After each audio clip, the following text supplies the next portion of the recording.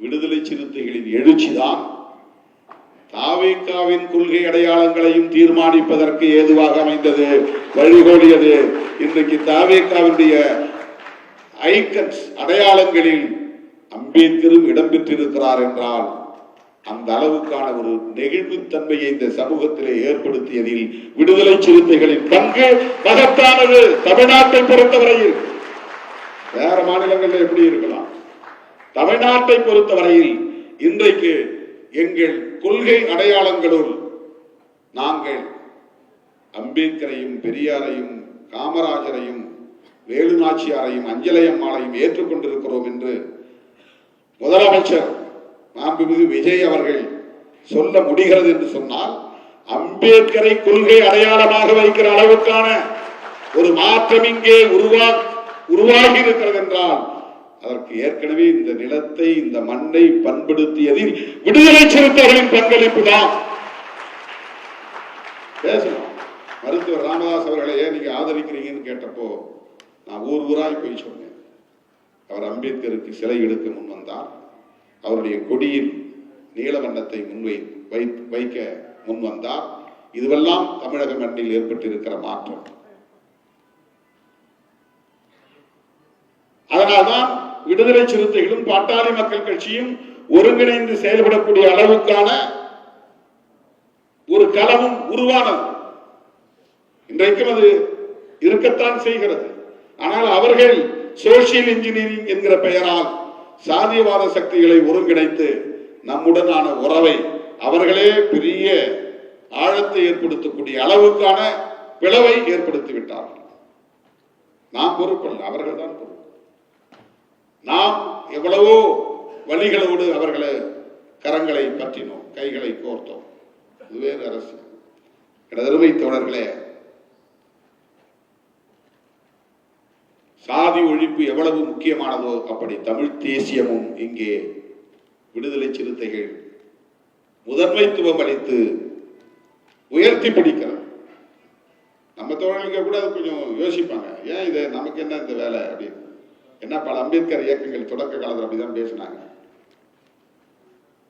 என்ன தமிழ் வாழ்க, பிரபாகரன் வாழ்க, இதுதான் அம்பேத்கர் அரசியலா என்று பேசியவர்கள். புரட்சியாளர் அம்பேத்கர் எந்த மொழிவழி அடையாளங்களுக்கும் எதிரானவர் இல்லை, மொழிவழி உரிமைகளுக்கு எதிரானவர் இல்லை. மொழி அடிப்படையில் இந்தியா இரண்டாக பிளவுபட்டு விடக் கூடாது என்பதற்காகவே இந்தியாவின் தலைநகரத்தை 2 இடங்களில் வைக்க வேண்டும், ஒன்று டெல்லி, இன்னொன்று ஹைதராபாத் என்று சொன்னவர் புரட்சியாளர் அம்பேத்கர் அவர்கள். தமிழ்தான் காலப்போக்கில் திராவிடம் என்று மாறியது என்று சொன்னவர் புரட்சியாளர் அம்பேத்கர். தமிழர் என்பதுதான் திரமிழர் என்று அழைக்கப்பட்டு திராவிடர் என்று மருவியது என்கிற சொல் ஆராய்ச்சியை பொதுவெளியில் அறிமுகப்படுத்தியவர் புரட்சியாளர் அம்பேத்கர் அவர்கள். வட இந்தியாவை பொறுத்தவரையில் திராவிடம் என்றாலே அது தமிழ் என்றுதான் பொருள், திராவிடர் என்றாலே அவர்கள் தமிழர்கள் என்றுதான் பொருள். ஏனென்றால் அவர்கள் ஆரியத்தை ஏற்றுக்கொள்ள மாட்டார்கள், பார்ப்பனியத்தை ஏற்றுக்கொள்ள மாட்டார்கள், சனாதனத்தை ஏற்றுக்கொள்ள மாட்டார்கள், அதை தீவிரமாக எதிர்க்கக்கூடியவர்கள். நம்முடைய தாய்மொழி என்ன? தமிழ். நாம் எப்படி திராவிடம் என்பதை எதிர்க்க முடியும்? ஆனா இன்னைக்கு திராவிட அரசியலை எதிர்க்கக்கூடியவர்கள் தமிழ் தேசியவாதிகளாக தங்களை அடையாளப்படுத்திக் கொள்கிறவர்கள் தமிழ் தேசியத்தை பார்ப்பனியத்திற்கு எதிராக நிறுத்தாமல், இந்துத்துவத்திற்கு எதிராக நிறுத்தாமல், இந்தி வாழாக்களுக்கு எதிராக நிறுத்தாமல், பார்ப்பன பணியாக்களுக்கு எதிராக நிறுத்தாமல், வடவர் ஆதிக்கத்திற்கு எதிராக நிறுத்தாமல், ஆரிய ஆதிக்கத்திற்கு எதிராக நிறுத்தாமல், தெலுங்கர்களுக்கு எதிராக போய் நிறுத்துகிறார்கள். கருணாநிதி எதிர்ப்பிலை கொண்டு போய் நிறுத்திவிட்டார்கள். திமுக எதிர்ப்பிலை கொண்டு போய் முடக்கிவிட்டார்கள். திமுக எதிர்ப்பு என்பது வேறு, அது அரசியல் பகை. திமுக என்கிற ஒரு அரசியல் இயக்கத்தை எதிர்ப்பது என்பது வேறு. ஆனால் திமுகவை எதிர்ப்பதுதான் தமிழ் தேசியத்திற்கான ஒரே வழி என்று சொல்லுவது என்பது வேறு. கருணாநிதிக்கு பேனா வைத்தால் உடைப்பேன், இது திமுக மீதான வெறுப்பு. திமுகவுடைய நிலைப்பாடுகளை எதிர்ப்பது திமுக மீதான வெறுப்பு. திராவிட இயக்கத்தையே சிதைப்போம். பெரியாரே ஒரு மண், பெரியார் ஒரு கன்னடர், சில பேர் அவரை தெலுங்கர் என்றும் சொல்லுகிறார். கன்னடரை எதிர்ப்பது தெலுங்கரை எதிர்ப்பதா தமிழ் தேசியம்? பண்டிதர் அயோத்திதாசர் ஆரியத்திற்கு எதிராகத்தான் திராவிடம் என்கிற சொல்லை கையாண்டார். எனவே திராவிடம் என்கிற சொல் பண்டிதரின் வழித்தோன்றல்களுக்கு சொந்தமானது, அரசியல் வழித்தோன்றல்களுக்கு. திராவிட அரசியல் என்பது ஆரிய பார்ப்பனியத்திற்கு எதிரான சொல். அதனால ஆதி திராவிடர் என்று சொல்லுவது ஒரு குறிப்பிட்ட சாதியை குறிக்காது. அந்த இடத்தில் தான் விடுதலை சிறுத்தைகள் பெரியாரை இனி யாராவது கொச்சைப்படுத்தினால் சிறுத்தைகள் இனி அமைதி காக்க மாட்டோம் என்று சொல்ல வேண்டிய தேவை அங்கிருந்துதான் வந்தது. உடனே அந்த கும்பல் நம்மள திமுக சொம்பு என்று விமர்சிக்க தொடங்கினார். ஏன் திமுகவோடு தொடர்ந்து பயணித்தோம்? வேறு வழி இல்லாமலா? வேறு வாய்ப்பு இல்லாமலா? அதிமுக பக்கம் போயிருக்க முடியாதா? பாஜக பக்கம் போயிருக்க முடியாதா? தேர்தலுக்கு முன்பே தாவேக அழைத்த போது போயிருக்க முடியாதா? எந்த பைண்டிங்கும் கிடையாது. நாம பேசக்கூடிய அரசியலுக்கு நெடுங்காலமாக இயைந்து போகிற ஒரு அரசியலை திராவிட கட்சிகள், குறிப்பாக திராவிட முன்னேற்ற கழகம், பெரியார், அண்ணா ஆகிய தலைவர்களை முன்னிறுத்தி பேசி வருகிறது. சமத்துவபுரம் கலைஞர் கண்டறிந்த ஒரு புரட்சிகரமான செயல் திட்டம் அது. அது எவ்வளவு தூரம் நடைமுறைக்கு வெற்றிகரமாக அமைந்தது என்பது வேறு. ஆனால் அந்த சிந்தனை வர வேண்டுமே. ஊர் வேறு சேரி வேறு என்று காலம் காலமாக பிளவுபட்டு கிடக்கிற போது இவர்கள் சேர்ந்து வாழ்வதற்கே ஒரு சூழல் இல்லையே என்று சிந்தித்த போது 60% தலித்துகள், 40% தலித் அல்லாதவர்கள், உங்களுக்கு நல்ல வீடு அரசாங்கமே கட்டி தருகிறோம், இங்கே வந்து குடியிருங்கள், இணைந்து வாழ கற்றுக்கொள்ளுங்கள் என்பதற்காக உருவாக்கப்பட்ட ஒரு திட்டம் அது. அது பெரியாரின் சிந்தனையில் இருந்துதான் தோன்ற முடியும். ஆகவே பெரியார் சிந்தனையும் அம்பேத்கர் சிந்தனையும் ஒன்று. அதை முன்னெடுக்கிற அரசியல் இயக்கமாக இருக்கிற திமுகவோடு இணைந்து பயணிப்பதுதான் சனாதனத்தை எதிர்ப்பதற்கு ஏதுவாக இருக்கும் என்பதுதான். எங்க சுற்றினாலும் நாம் சனாதனத்தை எதிர்த்து நிற்கிறோம். அதனால் பிஜேபியை விமர்சிக்கிறோம், அதனால் RSS விமர்சிக்கிறோம். வேற என்ன நமக்கு பகை இருக்கிறது? அதில் இருக்கிற தலைவர்களோடு நமக்கு நட்பு இருக்கிறது, அது வேறு. ஆனால் கொள்கை அடிப்படையில் நாம் எதிர்க்கிறோம்.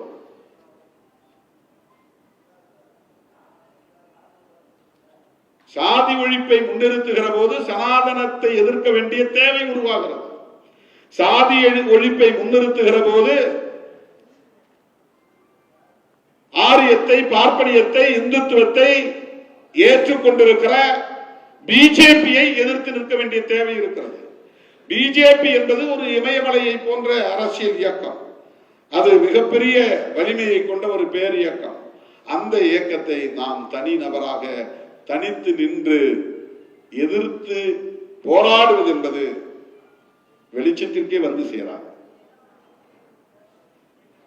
திமுக மாதிரியான அரசியல் கட்சிகள் கட்டாயத்தின் அடிப்படையில் எதிர்க்க வேண்டிய நிலையில் இருந்தாலும் அந்த அவர்கள் எதிர்க்கிற வரையில் அவர்கள் நமக்கு நட்பு சக்தி.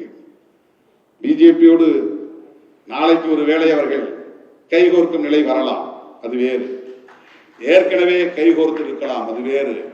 எதிர்க்கிற போது அவர்கள் நமக்கு நட்பு சக்திகள். அதனால் அவர்களோடு இருந்தோம், அவர்களோடு சேர்ந்து எதிர்த்தோம், தொடர்ந்து எதிர்த்தோம். அந்த வலிமை நமக்கு தேவைப்படுகிறது. இந்த அடிப்படையில் தான் நம்முடைய நிலைப்பாடுகள் இருந்தன. பேசுறவன் என்ன வேணாலும் பேசிட்டு போகட்டும், அதை பற்றி நமக்கு கவலை இல்லை. எனவே சாதி ஒழிப்பு எவ்வளவு முக்கியத்துவம் வாய்ந்த கோட்பாடோ அதை போல தமிழ் தேசியம் என்பதும் விடுதலை சிறுத்தைகள் முன்மொழியக்கூடிய முக்கியமான கோட்பாடு, முதன்மைத்துவ கோட்பாடு. இதை மட்டும் சுருக்கமா சொல்லி முடிக்கிறேன். 2 வகையா தேசியவாதத்தை முன்வைக்க முடியும். கான்ஸ்டிடியூஷனை ஏற்றுக்கொண்டு பேசுவது, மொழி உரிமை, இன உரிமை, மாநில உரிமை, அந்த தேசிய இனத்தின் நலன்கள், பாதுகாப்பு, இவையெல்லாம் அரசமைப்பு சட்டத்திற்கு உட்பட்டு இந்த கோரிக்கைகளை முன்வைப்பது, இந்த நலன்களுக்காக போராடுவது. அப்படி விடுதலை சிறுத்தைகள் அரசமைப்பு சட்டத்தை ஏற்றுக்கொண்டதனால் இந்தியா என்கிற தேசத்தையும் ஏற்றுக்கொண்டிருக்கிறது. அந்த இந்தியா என்கிற தேசத்திற்குள்ளே ஒவ்வொரு தேசிய இனத்திற்குமான உரிமைகள் முக்கியம் என்று பேசுகிறோம்.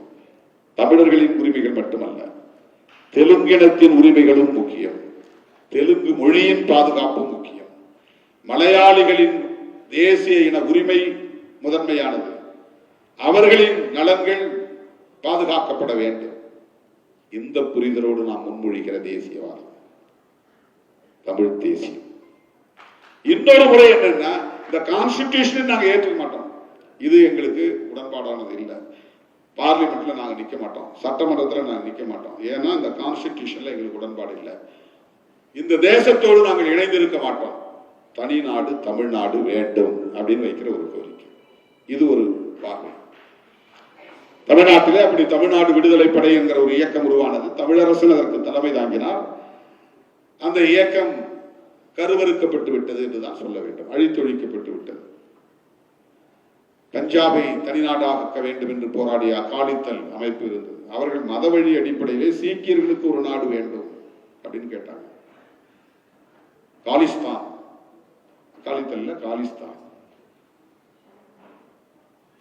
இந்தியாவிலே அப்படி பல பேர் தனிநாடு கோரிக்கைகளை வைத்த காலம் உண்டு. ஆனால் மொழி அடிப்படையிலே தமிழர்களுக்கு என்று தனிநாடு வேண்டும் என்ற கோரிக்கையை வைத்தவர் பொன்பரப்பி தமிழரசன், எங்க ஊருக்கு பக்கத்து ஊருக்காரர்.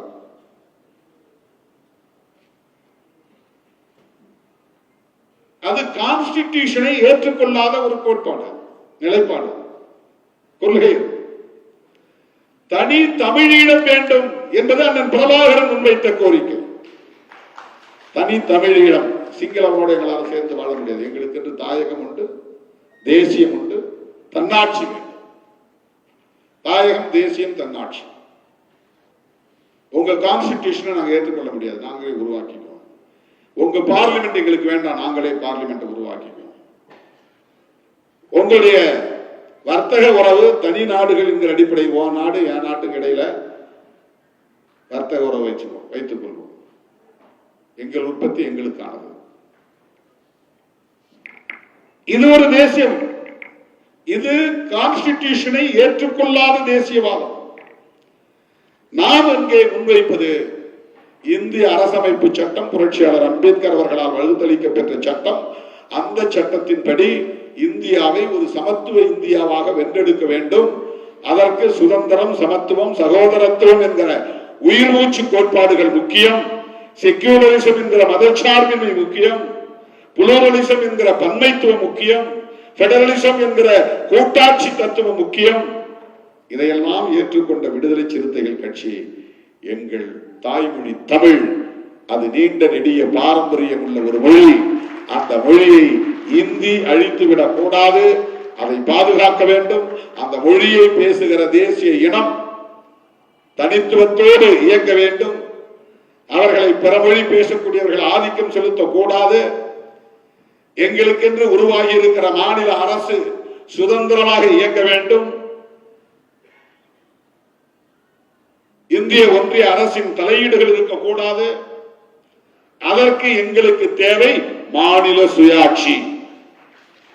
ஆக மாநில சுயாட்சி தான் நாம் பேசும் தமிழ் தேசியத்தின் முதன்மையான கருத்தியல். இரண்டாவது மிக மிக முக்கியமானது, அம்பேத்கரின் பார்வையில் சாதி ஒழிப்பதன் மூலம்தான் தமிழ் தேசியத்தையும் பாதுகாக்க முடியும், தேசிய இனங்களின் நலன்களை பாதுகாக்க முடியும். ஏனென்றால் சாதி இருக்கிற வரையில் இவன் தமிழனாகவும் ஒன்றுபட முடியாது, தெலுங்கனாகவும் ஒன்றுபட முடியாது, மலையாளியாகவும் ஒன்றுபட முடியாது, மராத்தியனாகவும் ஒன்றுபட முடியாது. சாதி இவனை கூறு போட்டு எப்போதும் பிரித்தே வைத்திருக்கும். எனவே அந்த மொழி அடிப்படையிலான தேசிய இன ஓர்மை உருவாக வேண்டுமானால் பாரதிய ஜனதா முன்மொழியக்கூடிய மதவழி தேசியத்தை அனுமதிக்க கூடாது. மதவழி தேசியம் பேசக்கூடிய அவர்கள் இந்தியாவை இந்துக்களின் தேசமாக அறிவிக்க வேண்டும் என்று துடிப்பவர்கள்.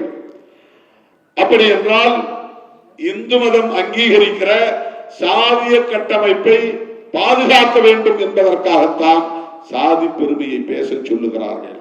நீ பறையன்னு பேசு, உனக்கு என்ன வேணாலும் உதவி செய்யறோம். சங்கராச்சாரி உட்பட அத்தனை சங் பரிவார்களும் சாதி பெருமையை பேசக்கூடியவர்களை ஊக்கப்படுத்துவார்கள். திருமாவளவனை திட்டு, அவனை விமர்சனம் பண்ணு, அவனுக்கு எதிராக பேசு, மாதா மாதம் கைக்கூலி வாங்கிக்கோ, இப்படி நம்மளை வச்சு குறைக்கிறவன் நிறைய பேர் இருக்கிறான். திருமாவளவனை திட்டினால் பிழைக்க முடியும், வயிறு கழுவ முடியும். ஏனென்றால் அவர்கள் சாதியை வளர்ப்பதற்காக ஒரு தேசியத்தை பேசுகிறார்கள், மதவழி தேசியம். நாம் சாதியை ஒழிப்பதற்காக ஒரு தேசியம் பேசுகிறோம். எனவே நாம் பேசும் தமிழ் தேசியத்தில் இன்னொரு கூறு சாதி ஒழிப்பு. இந்த இரண்டு அம்சங்களையும் உயர்த்தி பிடிக்கிற இயக்கம் ஒரே இயக்கம் விடுதலை சிறுத்தைகள் கட்சிதான்.